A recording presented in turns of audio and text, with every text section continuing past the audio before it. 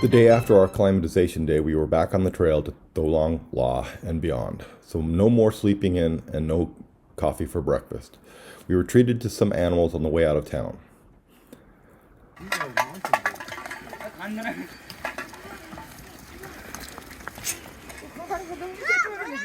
I thought these geodesic domes on the edge of town were cool. Just up the hill from Manang was Tanki Manang. Since the road ends at Tanki Manang, everything is packed on mule, yak, or human back.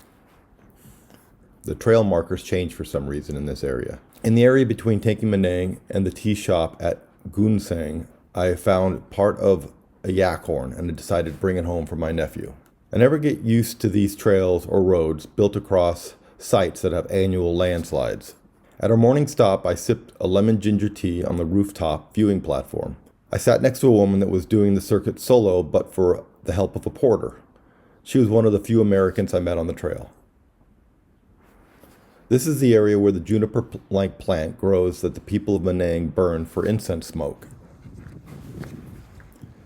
These 2 days, as we hike up to Thorong Peti, we followed Jar Sang Kola River.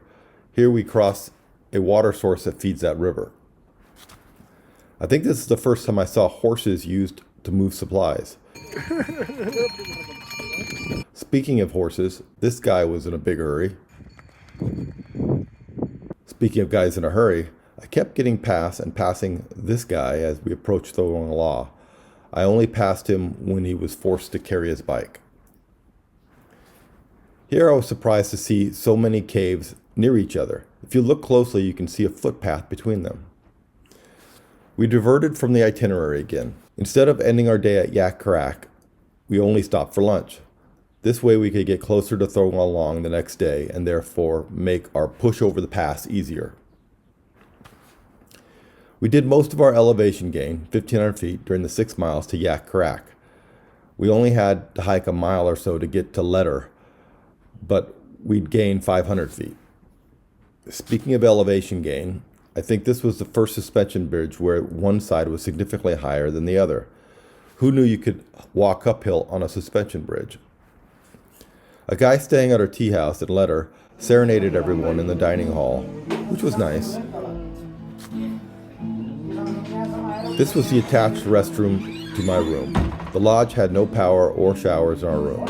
Although there was a communal shower, we were encouraged to wait until after the pass before showering again because of the risk of getting dangerously cold. At dinner, we had our pulse ox checked.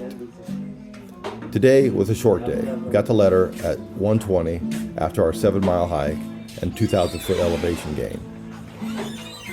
So we had lots of time to relax and hopefully acclimatize for the new elevation of 13,800 feet. At Leddar, I got my first high elevation symptoms. I lost my appetite. Forcing myself to eat caused me to gag. Oh, I don't think it was just me being way overdull about it at this point. The music in the dining hall helped though.